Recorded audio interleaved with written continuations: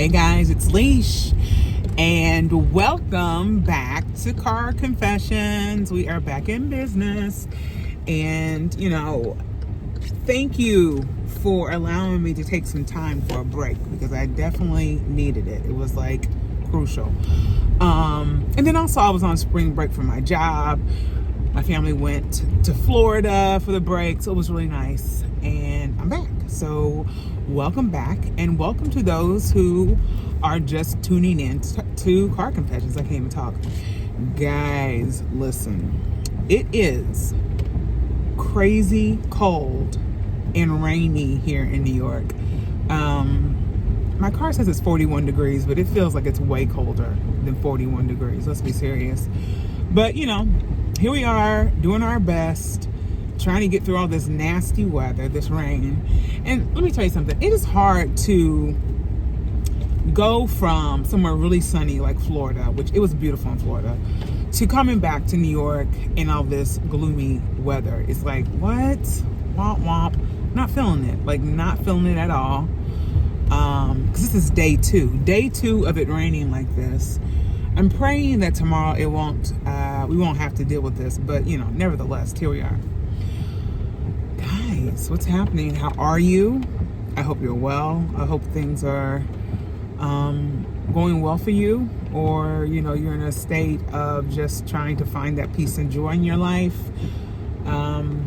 because there's a lot going on. And listen, I know I say that all the time, that there's a lot going on, but literally I feel like there's just non-stop craziness happening, and like we're living in this like movie, almost like a scenario or a simulation. I literally, guys, are we in a simulation? Because like if someone is up to code, what not up to code, if you are in a space where you have all the ins and outs of what the hell is going on with us, can you please tell Leesh, like, let me know, so I can alert the masses, because what is happening, guys? And I feel like I'm constantly saying that, like every day that I am like, listening to the news, or taking in information from TikTok, or whatever, because listen, I love TikTok. I'm just gonna keep it real, love it.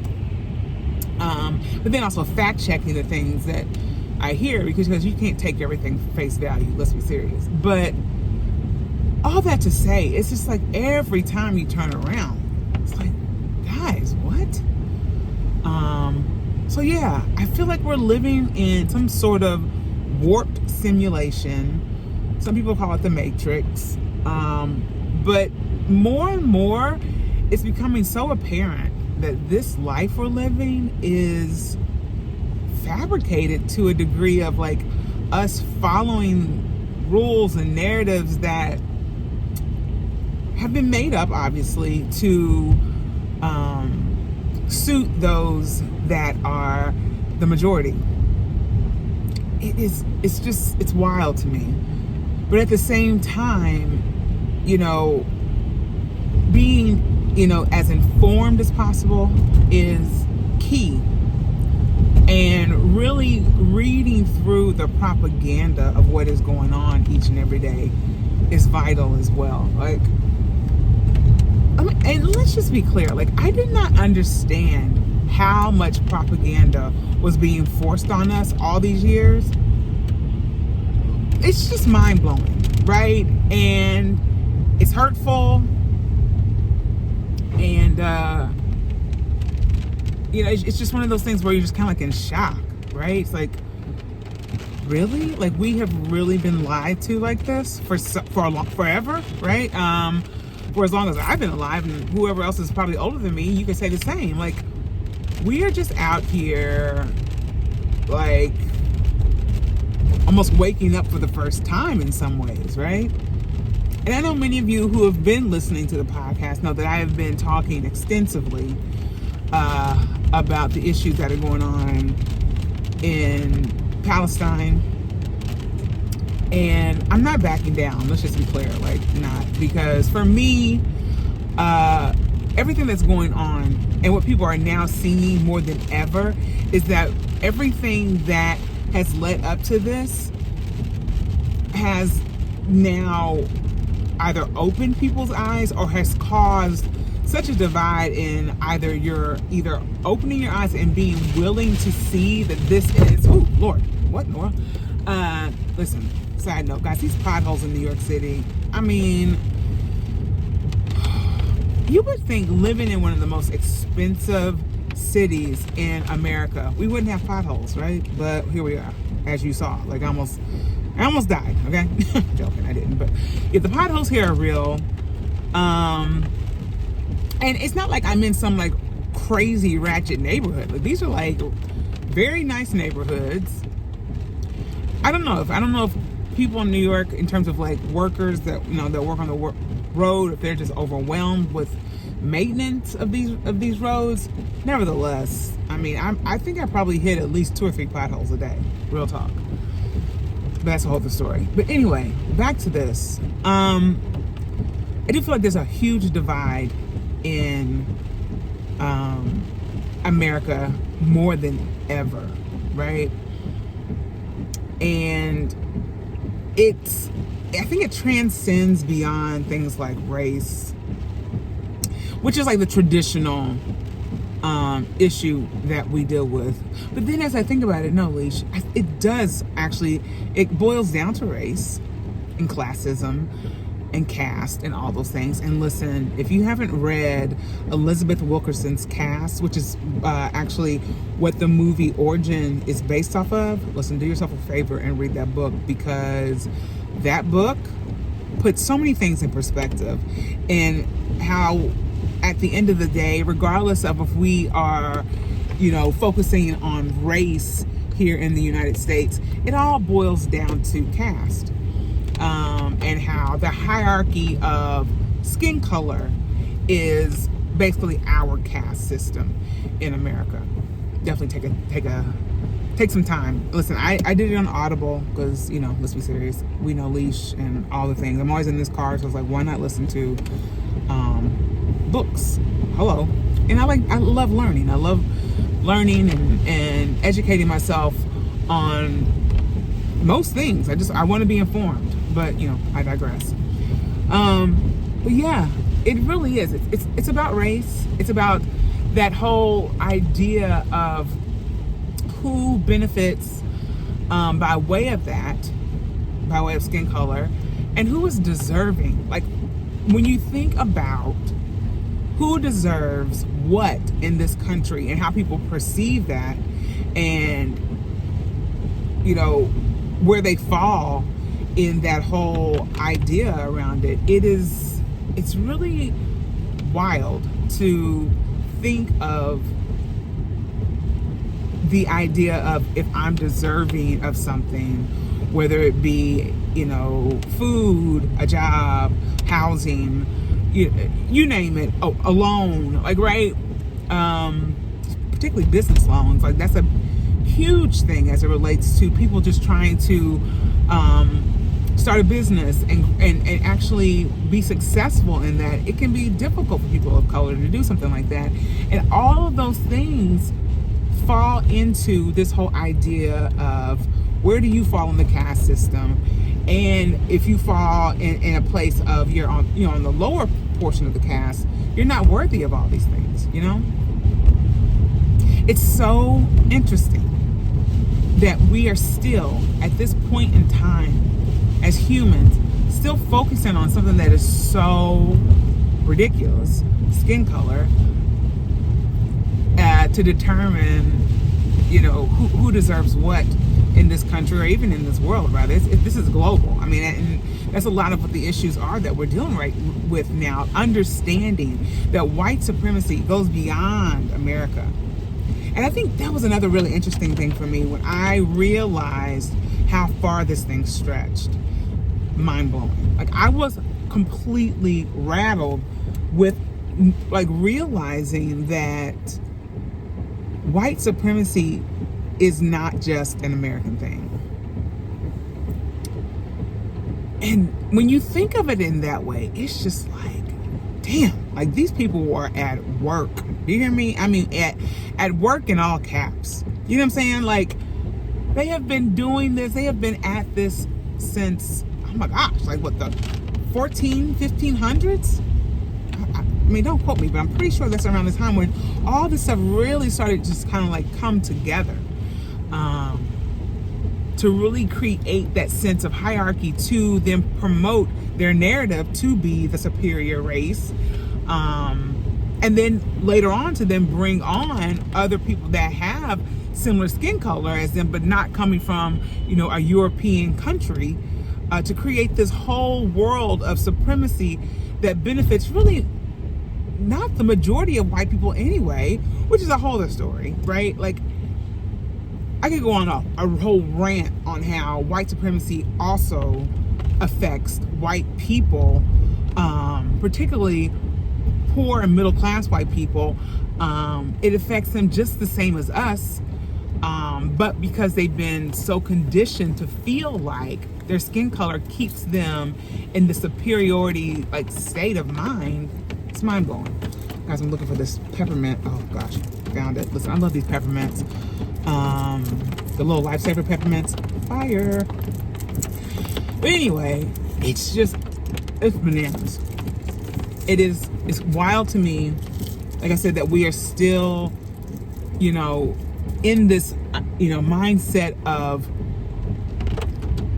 defining worthiness by skin color, and sometimes even down to the class situation too. That's very important.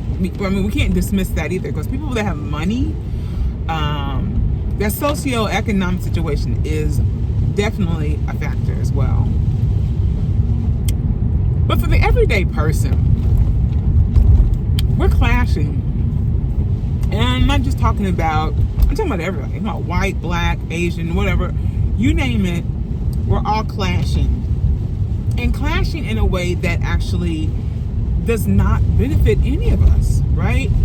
No one's benefiting in this clash. As much as we feel like we are one-upping each other with whatever little slurs, whatever little digs we give each other, that microaggression stuff, like, what I'm saying? Like, none of that is really benefiting us, but actually benefiting those who have put these actual constructs in place and who are benefiting off those constructs. And let's be serious. If you are a white person, particularly in America, because I'm from America, I don't know, this is all I know, you do benefit from skin color in various ways, right? And to the average black and brown person, when we see those privileges being exploited, it's hurtful, it's harmful to us, to our psyche, because it's like, when is this going to end, right? But when you really think about it, like, at the end of the day, these privileges that the average white person receives are just crumbs from the table. But they really are. Total crumbs. But the willingness to accept the crumbs, that's the problem. At some point, there needs to be an uproar around, listen, this is bullshit. I should not have to pay an exponential amount of taxes because I'm considered middle class, right? Or whatever that case may be. And you want me to still run off the narrative that, because my skin is white, I'm winning? Get the hell out of here. I'm broke. You know what I'm saying? Like, what does this skin color benefit me if I'm sitting around with all the debt in the world, living paycheck to paycheck, going to the grocery store, figuring out, okay, should I buy this week? Should I not? Should I pay this bill this week or not? You know what I'm saying? Like, skin color is the least of anybody's, or it should be, the least of our worries as a society. The dismantling of this system is the answer. Full stop. I feel like we have to address the idea around the injustices that are, put upon black and brown people. That has to be addressed. And we have to work through that. And that's not going to be something that happens overnight.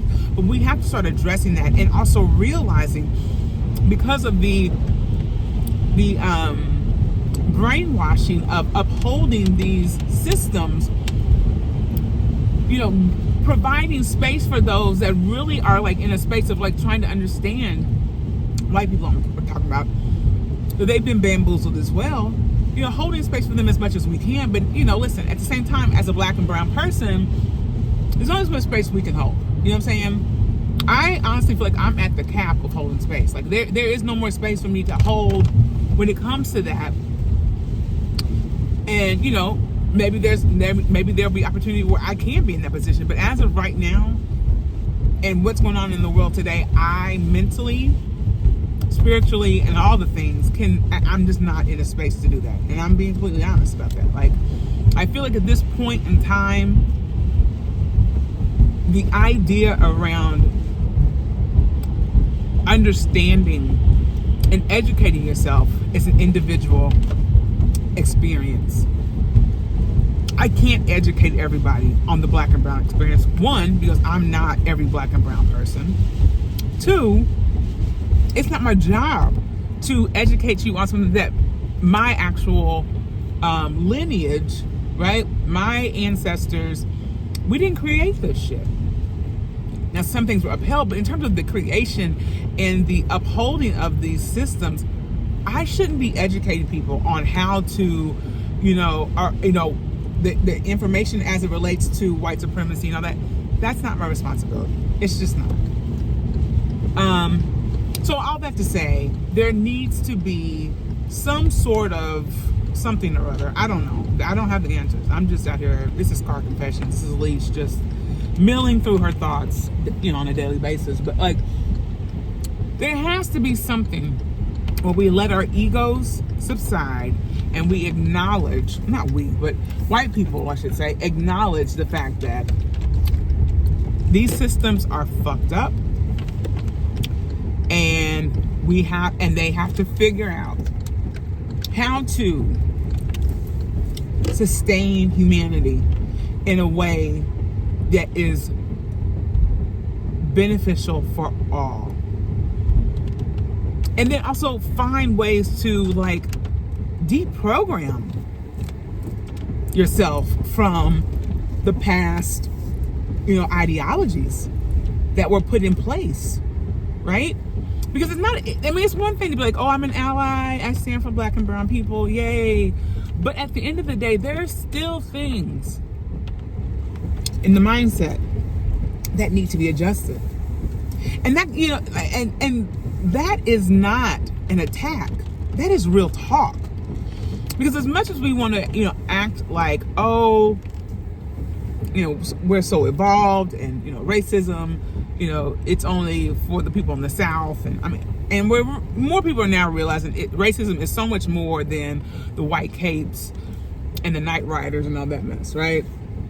It goes beyond that. We know the systems that have been put in place are really the culprit of what, especially in current times, what we're experiencing. There's obviously other things that are still happening, but for the majority of this, it is basically what I said. It is that issue of really changing the mindset of how people think and feel about black people. And once again, that starts with an individual. It starts with an individual understanding, where they stand in this fight for humanity, and how they can be a change maker in the process, And like I said, that requires some hard work. Requires some really hard work. And it's literally changing the mindset of how the approach of seeing everyone as human, how that starts. Like really just taking the time to realize the person you see on TV, or the people you're seeing on TV that are going through certain issues that are maybe continents away, sometimes even states away, or a country away, whatever it is, that's still a person. That's probably somebody's family member, spouse, parent, whatever. It's a person, it's a human. And it's time for us to start really seeing that and waking up from this, like I said, what we've been conditioned to be a part of, this, I guess we want to call it the matrix, whatever. waking up from it and realizing a lot of things that we were taught are just flat out wrong. And that's okay. It's okay to realize that we've been taught something that was a complete lie. It can be embarrassing, right? It can be just downright hurtful and just break our hearts. Go through those motions, deal with those feelings and thoughts, but at the same time, don't live in that. Don't allow shame to freeze you. Take the time to educate yourself. Get out there and learn about, what is going on in the world, and be a change maker. Like, enough of just running, the run-of-the-mill living life. Because if we continue on this way, we're not going to last as a human race, in my opinion. So it is time, y'all. This is the time. Get out of the matrix. Get out of this quote-unquote simulation. I mean, unfortunately, we have to live and kind of like move through it. But start slowly breaking yourself away from it and realizing that, guys, we've been duped. We've been duped. Yeah. Guys, it is crazy town out here. I am home, as you can tell. And I'm going to head on up here to the old home front and figure out what we're having for dinner. Yikesy. Actually, we have some... Can we have some... we call them... What are the reruns of food? Child. Leftovers. Why did that take me so long? Anyhow. Love you guys. And I will see y'all next week. So happy to be back with Car Confessions. And also really excited to share that I will be posting Car Confessions now on the YouTube channel. I haven't announced that yet on YouTube, but I'm going to start popping them in there, and you can enjoy Car Confessions as well on YouTube.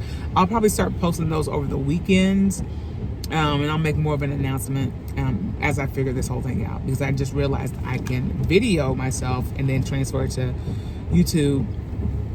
Baby steps. Even though I've had my podcast for a while, I'm still learning, and I'm excited about that. So you guys can see me in person on YouTube with the Eating Me podcast, interviews and everything, as well as now Car Confessions. You're welcome. All right, guys, heading on upstairs. I'll see y'all next week. And until then, be well, take care of yourself, be kind to others, and let's just keep on keeping on. I love you.